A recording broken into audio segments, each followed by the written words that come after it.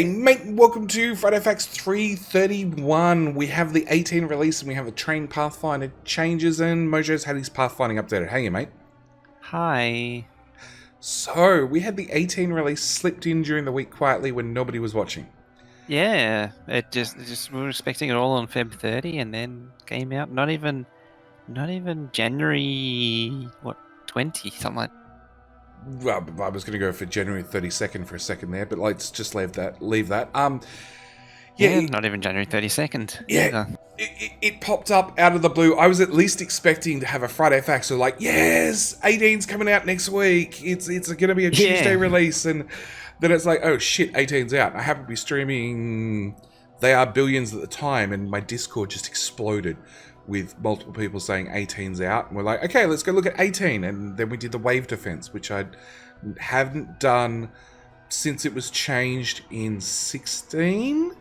And we looked at the shiny new graphics and all the other updates to 18, and I don't know, 18's a little bit of a weird horse. It's a new full release, so it's a new full release, but unlike 16 and 17 where everybody was rushing to update, 18, like I'm still running my current series in 17, and I'm going to be running it probably for another week because I'm still waiting for mods to update. Whereas when 16 went to 17, I'm like, that's it, I'm done. Whatever I was doing in 16 is cancelled. We're moving straight on to 17. I'm doing a whole new series with 17 because there was that much change, that many fundamental changes. Well, you see, the reason for that is there was such a long drought in between those releases, whereas 18, you still got things you want to do because, you're not waiting 3 or 4 months for, just drawing out like 15, 14, 15, 16, or to an extent 17. Well, 17 was almost a year. Yeah, but it certainly was quicker than any of the previous ones. Yeah, I do agree. It has been quicker. I have a feeling it should have been quicker again. And they do say they delayed it, so we'll get to that as we work our way through the Friday Facts. But look, yeah, it's I don't know. It's one of those updates where it's all new, it's all shiny. And actually, pretty much for 14 to 15 and 15 to 16, and to a lesser extent 16 to 17, at least I did, and to it by extension Will and such, we'd all prepared around it, and we'd prepared a playthrough around it. Like 14 to 15 was a sim map. Yeah, look, I did the same from 16 to 17. We wrote a mod that was letting us play 17 in 16. So yeah, and that's what other people were doing in anticipation of, because it was taking so long. Yeah, and that's one of the things. On top of that, every other, like 14 to 15, 16 to 17, all those they had tech changes, they had recipe changes. 18, there's been no fundamental changes of the core mechanics of the game. It's, as they say here, during 17. Well, yeah, as they say here, we've redesigned the main menu. Who cares? Doesn't affect my gameplay. The water moves and the trees move. If you're watching any YouTube videos, the chance of you seeing animated water or animated trees is slim to none. Maybe on 4K. Oh, maybe on 4K if you throw enough bandwidth at the problem. We have the color correction LUTs, so it's a little bit brighter and a little bit shinier. The new explosions and damage effects, those you'd notice, but again, it's graphical. The optimizations to particle system, first work on new sound design and Steam login. You'd hear the new sounds, and your base would run a little bit faster. To my testing and the testing that's happened on my Discord, it seems 18's about 30% faster overall. I haven't done full tests yet on my maps, but there is certainly a noticeable improvement. Oh, there is, and 30%'s the sort of the benchmark that I'm happy in saying. I'm happy to say your base should run about 30% faster. You should have about 30% extra UPS. There are edge cases I've seen a couple of bases where they're running 50% faster. I've seen another couple of bases where they're only running 10% faster. So, yeah, everybody gets different leeway when it comes to the update and how much extra UPS we have. But then we have things left to do in 18. So we have the character GUI, which we were told about all the way back in Friday Facts 289. So it's over a year overdue. We have the blueprint library, which we were told about in Friday Facts 282, so before 289, so before the character GUI was going to get an update, the blueprint library was going to get an update. Speaking of that, blueprint Well, that was library... going to get an update not long after 15 came out. Yeah, after 15 came out. Yeah, after 15 came out and its limitations were apparent. Yeah, it was like, we've got a blueprint library, we're going to update it, and it still hasn't quite happened yet. But yeah, blueprint library, I really recommend you go look at the original 282 Friday Facts and maybe even look at the forums. And if you really care about what the blueprint library is going to have, read through the forums. There is a lot of good ideas in there. And I really hope somebody weighs in and they make some decisions and tell us in the Friday Facts before they move through and actually start coding something. Even then, they might have already started coding stuff. We also have like statistics GUI, production electric stats, which there was a Friday Facts on, but I couldn't find it.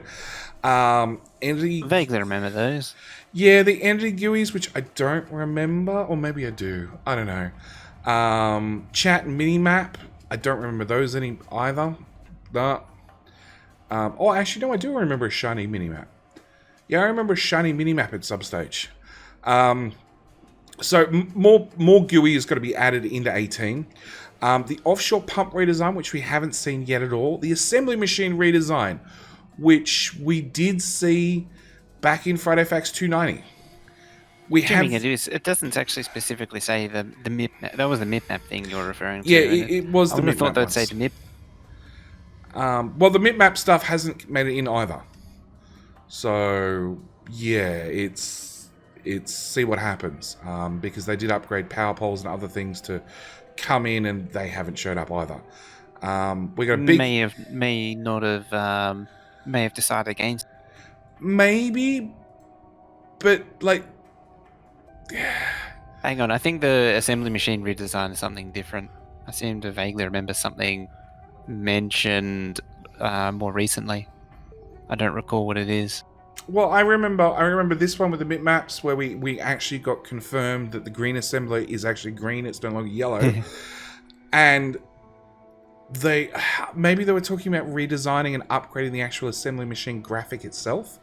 Yeah, I think there was going to be some slight graphics tweaks.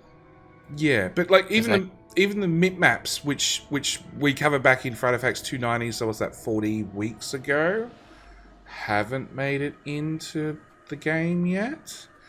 Yeah, I think the mip maps isn't going to be a thing, judging by that, because it is quite a complicated. I got the impression after reading the Friday Facts that it was maybe not done, but very close to done. I got the impression we were not looking at mock-ups, we were looking at like actual in some sort of game engine up and running. So yeah, more tweaks and polish. Sound design improvements, and I do have to eat my own words because I did say that the artillery sounds, which were in Friday Facts 252, finally have made it 18. Yeah, even though you didn't believe it at first. No, I didn't believe it. I went and listened to the files and then confirmed it in-game. Unfortunately, they sound better on the Friday Facts than they do in-game. Like, way better. Like, even if I used the zoom controls and zoomed in on my feet right beside the artillery wagon, they still sounded better on the Friday Facts. So yeah, there's a lot of attenuation and filtering going on in-game. Yeah. That's why you didn't notice it at first. No, I didn't notice it at all. We do have mini tutorials that have to be added. So these are, we've seen tutorials for rail signaling. Yeah, that's a little button next to the minimap. Yeah, so there'll be more of those. I don't even remember what the other tutorials are because I've never played any of them. There's bot stuff. That's right. There's bots. Belt stuff.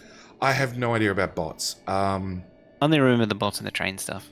I remember trains, that's it. So more mini tutorial.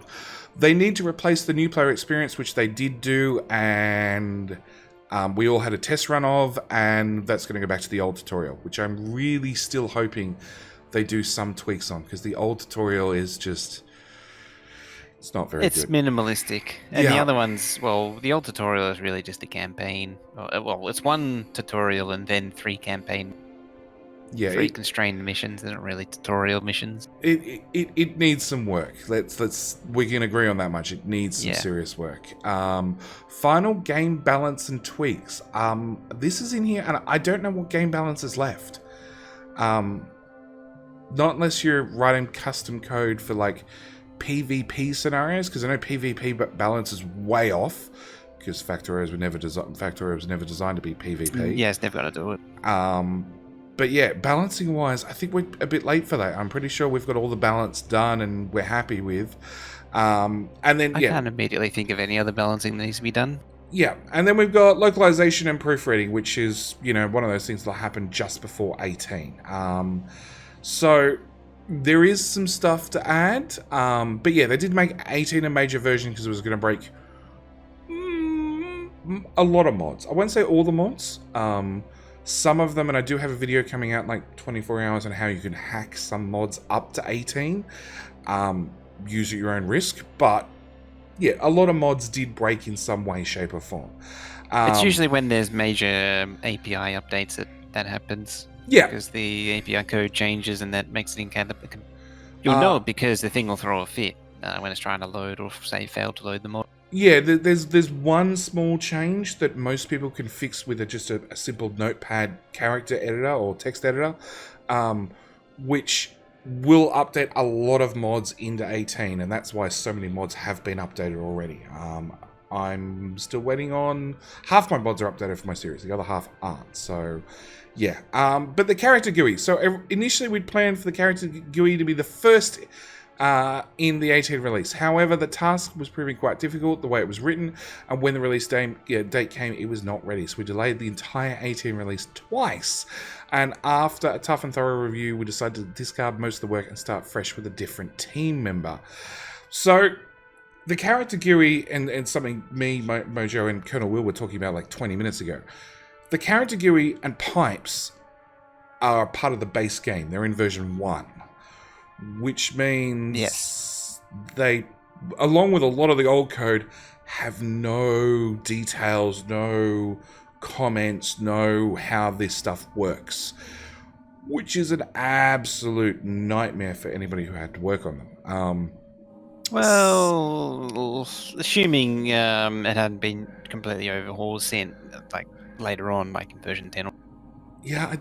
The speculation is. Speculation. I can agree with that much. So yeah, we've released 18 without the character GUI. There's probably going to be an update to the character GUI in 4-6-8 weeks time. We will see.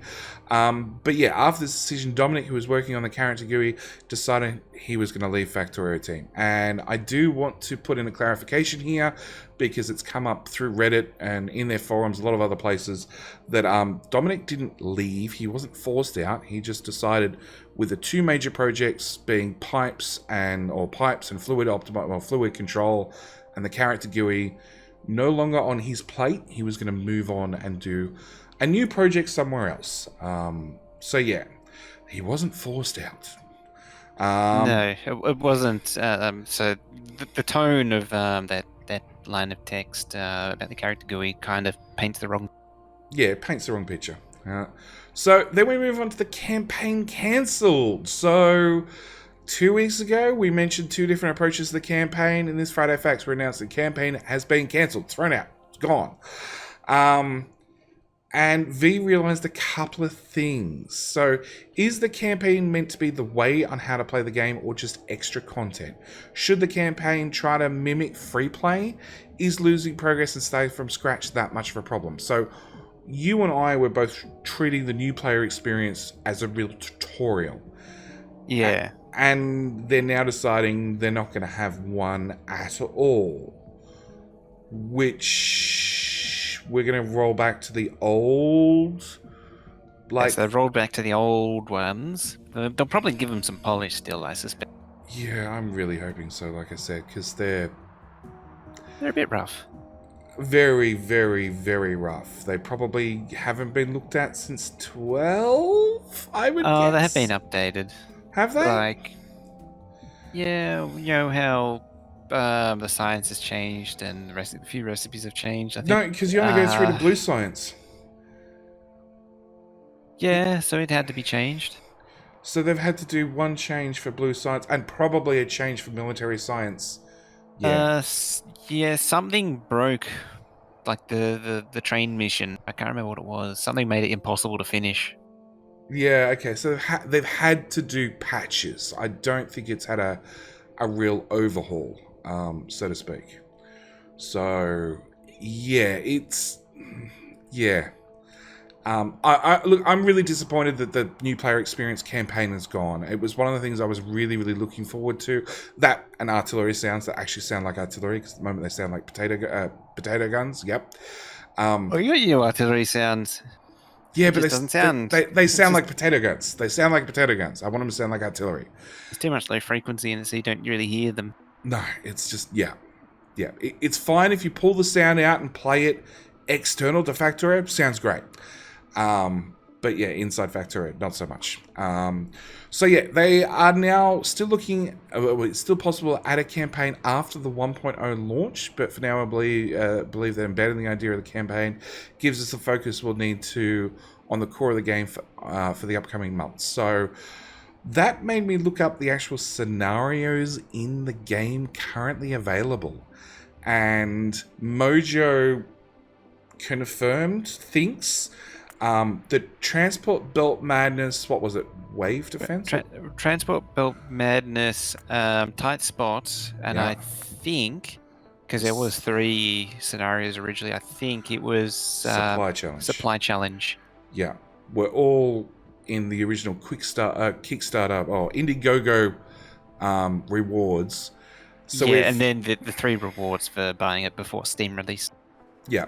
And then we've added the Wave Defense, which was updated in 16. And I just played it when 18 came out for the first time. And I'm a little bit disappointed. Just gonna put it out there because it's not infinite waves. It's limited number of.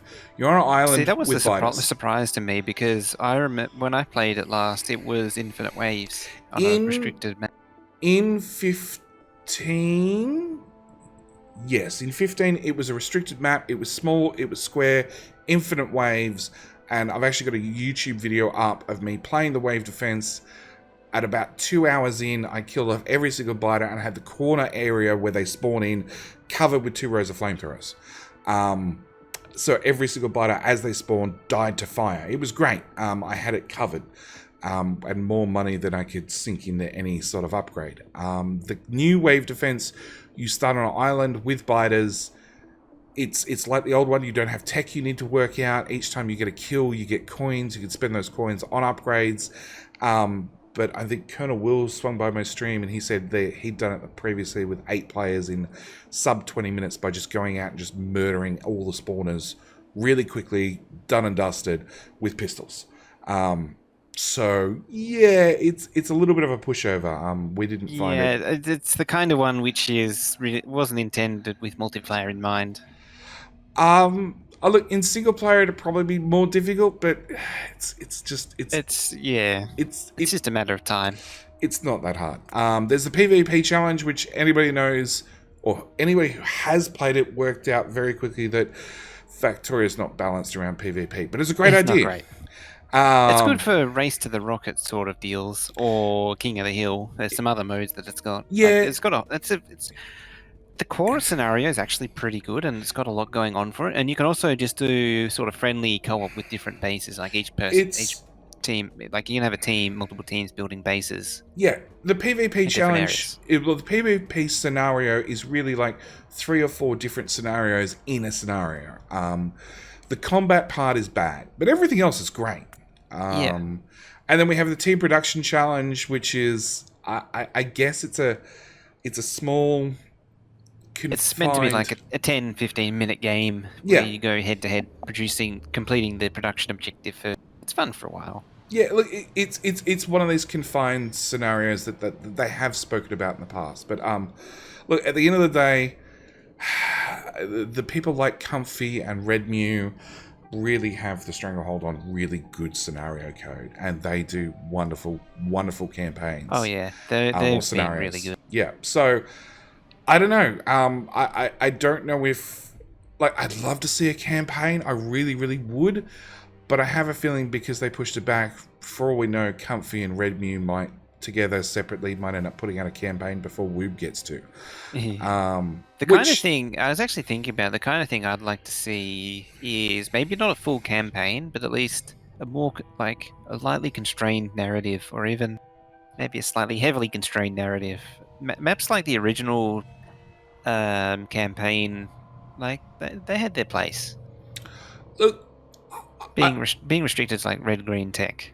yeah, look, I want to see, I really want to see a proper campaign in Factorio. So yeah, look, restrict my tech, restrict my map area, whatever it happens to be, use some sort of cutscenes or whatever to implement some sort of storyline and into Factorio.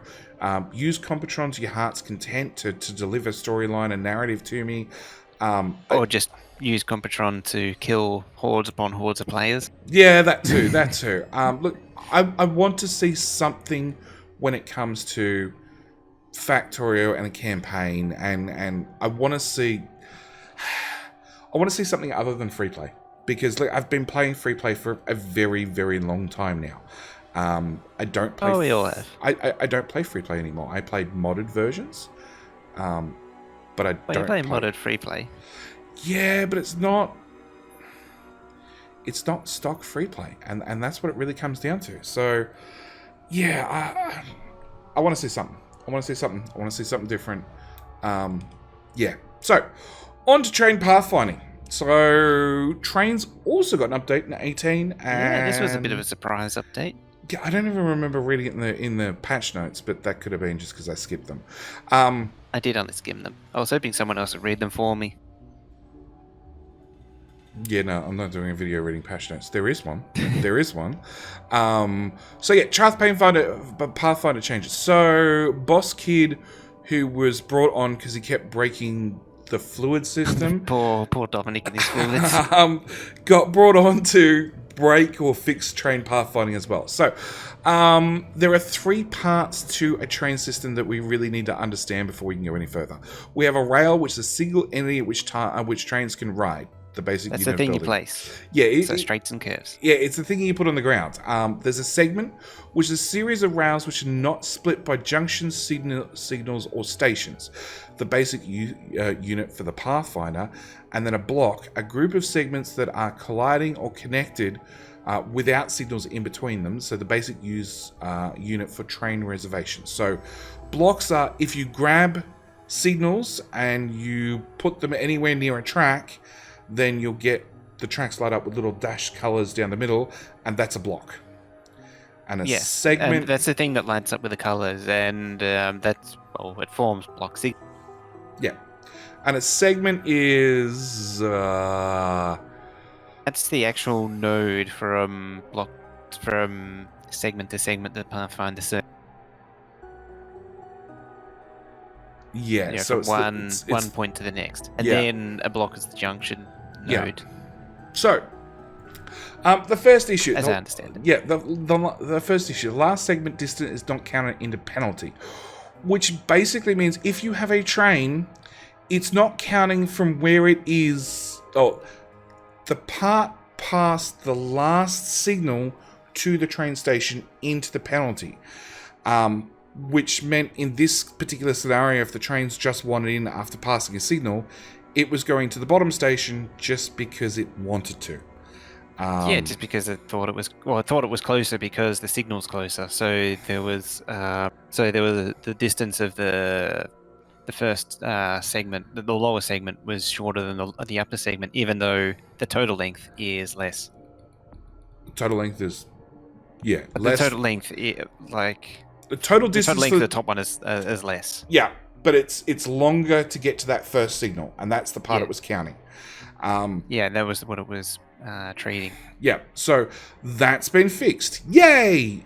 Edge case. Oh yeah. Also, it's just the other thing at the top there with Dijkstra. So Dijkstra is, because we actually thought it was A-star. As it turns out, Dijkstra is technically A-star. A-star is actually a more optimized and general use of. But I was surprised because I thought it was. I A star already. Okay, all right. So first one is fixed. Yes. Issue number 2, the opposite station in the last segment is not counted into the penalty. So, if you don't already know, if you put a station on a train track, Mojo will correct me when I get this wrong, it has a 1600 tile penalty? I think it's 1500. You can change it. So close, so close. So yes. It might actually be 1000 even. It's some ridiculous amount of train tracks penalty. So what would happen is if the train track was on the opposite side of the track, it wasn't counted because it wasn't counted because it wasn't in the path. Yeah, because the train station, this train station down here is for pointing from the opposite direction. It's not meant for, like, that train physically can't arrive at it, so it can't see it. Yeah, so it ignored it entirely. As it is. So that's been fixed. Although I have no idea when you would come up with something like this, where you've got multiple stations named the same with a reversing station. Yeah, I just... In that situation, I suppose if you didn't want your buffer station, like your fudging station, to be accessible. So if you were going into the normal station, you didn't want to, or if you wanted it to reverse into it, or something like that. I have no idea how people found these bugs and what sort of weird basis they were building to find these bugs.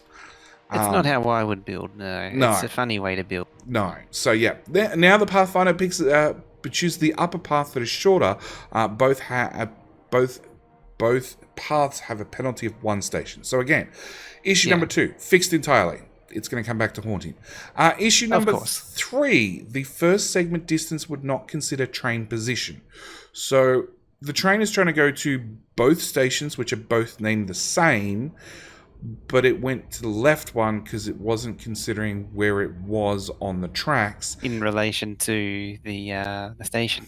Yeah, and had 2 sets of signals to go to the right, which technically have a penalty each, and therefore the one on the left, as far as the Pathfinder was concerned, was closer than the one on the right.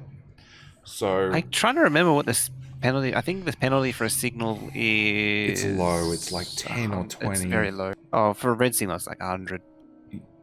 Yeah, red signal maybe it's 100. For a green signal, it's 10 or 20. It's really, really, really low. Yeah, it's into the noise. I have a feeling that the signal may not even... green signal may not actually be counted. I'd have to check that though. But yeah, it so it doesn't consider distance from the first block to this last block. So you can see there's a consistent pattern appearing with some weirdness with the first and last block. Yeah. I have a feeling that is actually part of the Dijkstra process as well, because it's more like it's not a general purpose.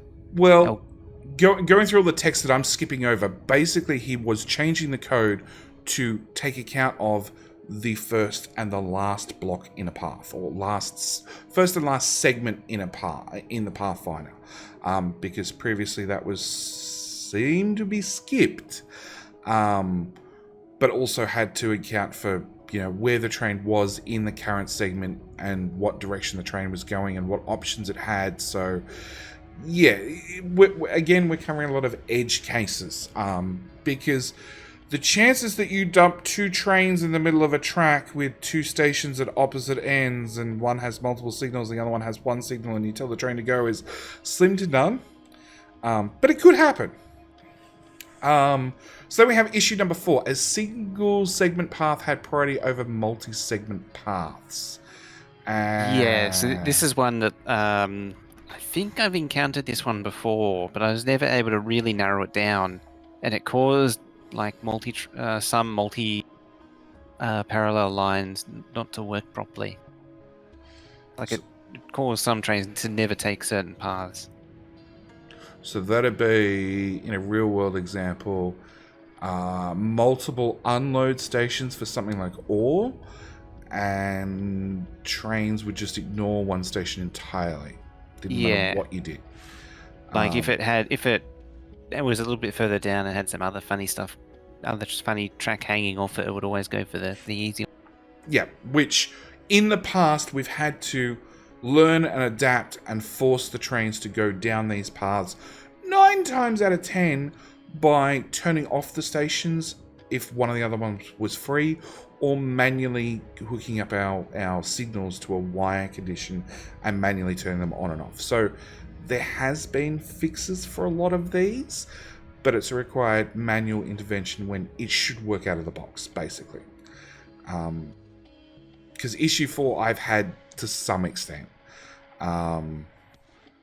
So yeah, At least I think, because it's what's triggering issue number 4 is weird edge cases. Like when trackers in a circle. That's yeah.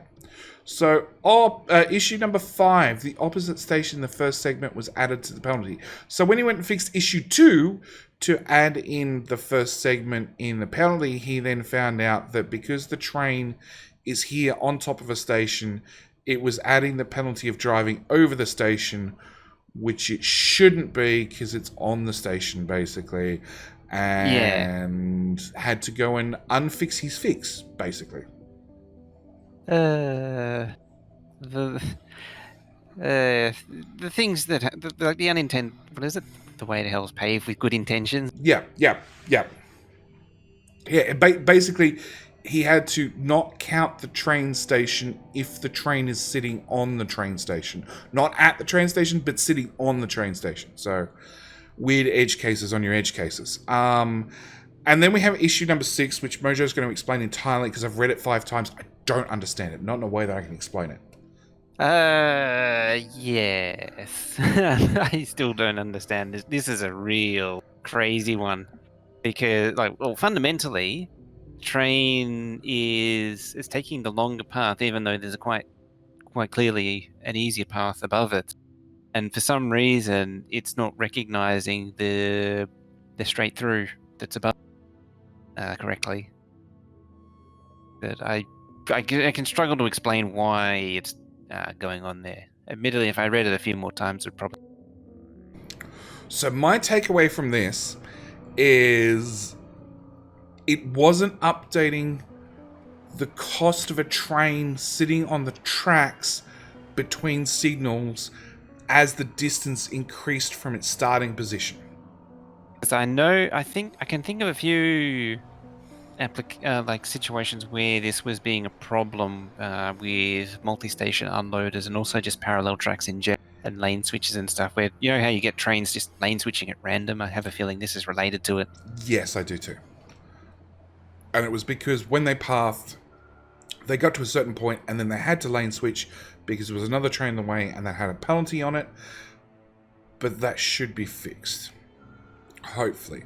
So now those people that insist on 2 lanes in both directions, so a 4-lane track, and using lane switches everywhere, hopefully some of your problems have solved. And also hopefully the trains don't just default to the inside 2 tracks, because I see that a lot. Yeah, it happens a lot. There's also a thing where the Pathfinder has a diminishing cost per distance. So the further something away is, it shouldn't have an effect on it. And that actually affects a lot of parallel tracks as well. Yeah, look, I haven't seen a benefit. The only benefit I've seen to a 4-lane track system is if you intentionally run all goods on the inside 2 tracks and you run all ore on the outside 2 tracks. That's really just 2-lane system. Yeah. And I've actually only ever really run two-lane systems, and they just duplicate those. It's funny. I did the maths back in 15 on how much total ore you can move around on a 2-lane system, and it was something like 1.2 million ore per second. It's a lot.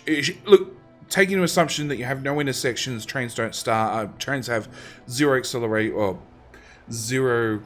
They go 0 to max speed instantly and they stop instantly, right? So it was taking a lot of assumptions, but you can move a ridiculous amount of ore. You cannot build a base that will smelt that, process that, and make science packs fast enough with 1.2 million ore per second. So, yeah, I haven't seen a need to go to 4 lanes. I did it once. I regretted it. It was the worst decision ever. I've never done it again. 2 lanes are amazingly fast. Yeah. And also, because there's no bridges and tunnels and a few other more sophisticated things, there's you very quickly hit the limit of what you can actually achieve with a planner type railway network.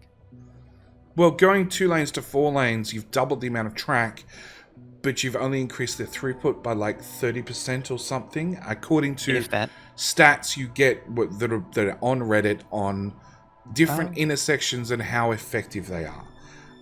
okay, someone's actually done the calculations on that. I'm surprised it's actually that hard.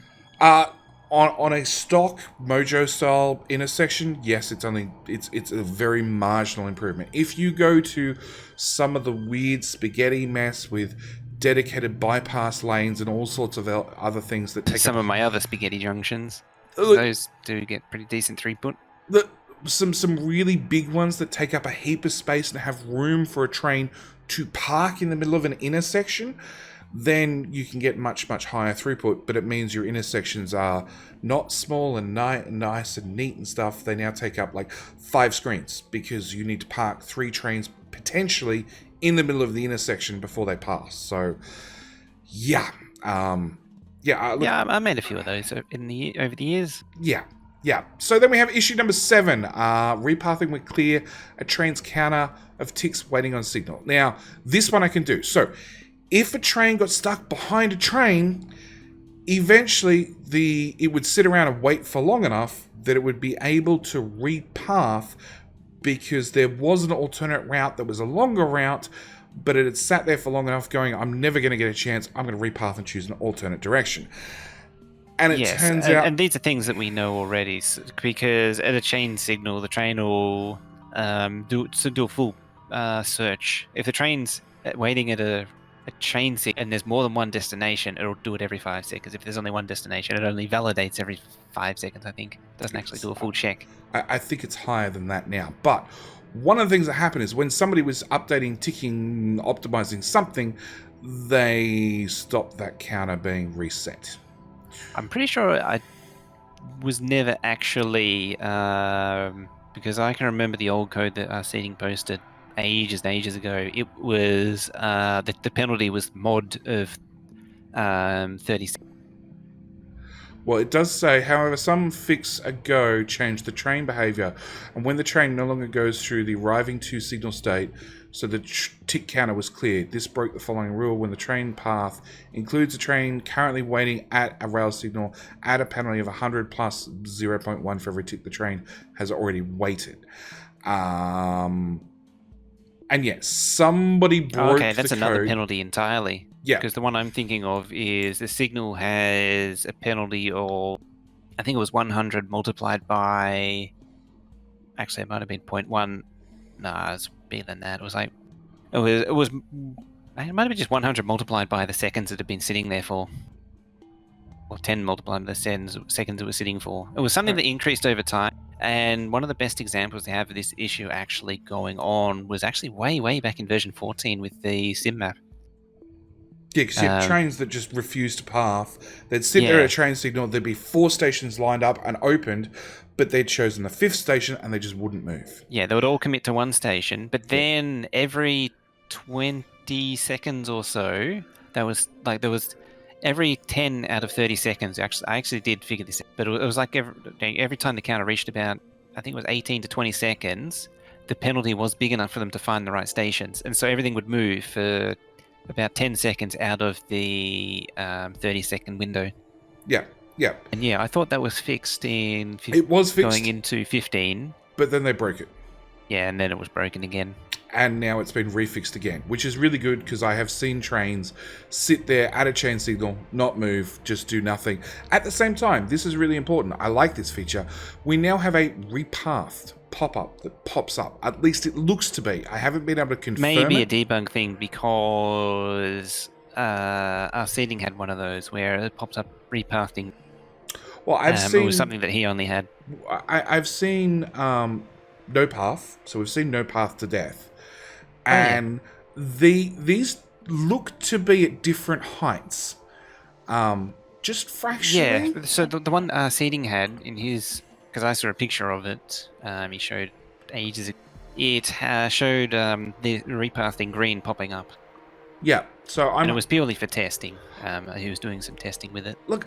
I'd like to see it in the game, because if I know a train's repathing, it means either it's working as intended, or it means I broke something because I didn't plan my trains well enough. Maybe a debug option, but it's something that I wouldn't have on. That's not necessary to see. I haven't seen the debug option, and I'm liking more and more the debug options that I'm turning them on by default. Anyway, so on top of that, we had the Train Pathfinder optimization priority queue. I can't talk. So this goes back to what... No, it doesn't go back to what Mojo was saying earlier. So there is a priority queue that collects open nodes, being open train stations. As it was implemented up until now, the priority queue was based on a double linked list. Find the node with the lowest cost, highest priority was fast, consistent, but inserting new nodes or updating existing nodes would be, in worst case, linear O to the n, which has been covered in previous Friday Facts. Basically Yeah, it bad. has been. After a quick prototyping phase, he decided to implement a binary heap with a min priority over array. God, that went all over my head straight away. This alone gave a 20% speed up to the Pathfinder. And then they converted from... What did we say this, Mojo? Dijkstra? Yeah, that one. To A, it's not A, it's A star, isn't it? Yeah, to A star. And Yeah. Dijkstra is... Oh, A star is just a variation on A star. Oh, yeah, so A star is a derivative of Dijkstra. Dijkstra is the original one, and then A star is like an improvement of it. It has tree searching optimizations. Also, if you do a searching game for... where is it? I had it. Show train repathing, and then you'll see that. Oh, will I? Okay, I need to turn that Yes. setting on. So yeah, and Boss Kid. It's adorable. Kid, oh, it is adorable. Excellent. I'm definitely turning on. The Boss Kid says that the overall train pathfinding is about 2 times faster, and should have fewer weird edge cases, which just means Mojo needs to build more train tracks and put in more weird edge cases. I don't have any big train maps, funnily enough. But I do have... There's a lot of repathing. Oh, wow. Okay. He's playing with it in-game. All right. Yes. I don't have any really big train maps, not since 15, and I don't think a 15 base would update to 16, to 17, to 18, and still work terribly well. Not without a lot of time spent reconfiguring things. But I do have one of my viewers on Discord, Stinson, who has been playing with an octagon base with 1-1 trains, I want to say, and there's 400 little buggers flying around the map, and I have to, and going off his stats, it's about a 30 or a 40% improvement, which also means, oh, and he's also running a 4-lane train network, I want to say, which... That's a lot of lanes. It's a lot of lanes, and because they're octagons, every octagon's a loop, which means trains and pathfinding really don't play well together. But yeah, it seems he's got about a 30 to 40% improvement on train pathfinding. I want to see what Will's map does, but it's I think it needs it to go through a few versions first. I think it's actually fallen behind. Yeah, that's the biggest thing, and that's why I've only for 18 I've only tested 2 or 3 maps so far. And I found, again, about a 30 or a 40% improvement overall in UPS. And I think the train pathfinding is the same. It's a 30 to a 40% in his case is really a worst case scenario. Yeah, Will. I say Will's map because it actually had like 200 millisecond lag spikes every 5 seconds. So it's a very good test case. Yeah, Stinson had if you ripped up a intersection, the game would just stop dead for 2 minutes because every single train went through or near or something that intersection, which would cause every single train to repath. It's something we've seen many, many times, and Woob has fixed many, many times. Oh, yeah. Our settings optimized that several times. Yep, and then we go build something bigger and nastier and stupider, and it needs to be done again. So, yeah, that lag spike is part of the priority queue with the algorithm where it builds up a node list, and when you deconstruct it, invalidates the entire list, so it has to rebuild it. Yep. Yeah. So, I don't know. Is there anything else that we need to cover in Friday Facts 331? That's basically it. That's basically it. It's been a big week. It has been a big week. There's a lot of things that are coming, hopefully, like the character GUI and the blueprint library. With the blueprint library, which includes blueprint books, we can put upgrade planners and decon planners into our books. Please, please, please. Don't know about that. Oh, I want to be able to upgrade something. I want to have a blueprint book where it's like, build this, upgrade that, build this, upgrade that. Along with deconning things, it's a must. I need to have a proper book and a proper way of looking at stuff in the library. Because the current system with 4 little icons doesn't do well. And even then, unless you name every one of your blueprints, which Mojo does with his train tracks, but I see lots of other people that name nothing in their books, and you just get 4 icons and you got to go off that. Yeah. But yeah, 18's here, 19/1 is coming. We've got, what, 8 months? 8 months, I think? Or what are we? We're almost the end of January, so 7 to 8 months, yeah. Yeah, it's coming. So Weeb's got their hard work set out for them. 7 months, 30 days, 18 hours, 17 minutes, 20 seconds as of time recording. Good luck, Weeb. That'll be fine. It'll be fine. Nothing can go wrong. All right, that's it. We're out. Thank you guys so much for watching. Do hope you enjoyed. See you guys in the next Friday Facts. All right. Bye-bye. Bye.